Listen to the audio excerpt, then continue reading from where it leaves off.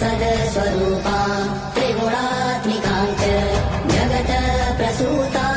अजानजान आनन्द अनानन्द विज्ञान विज्ञान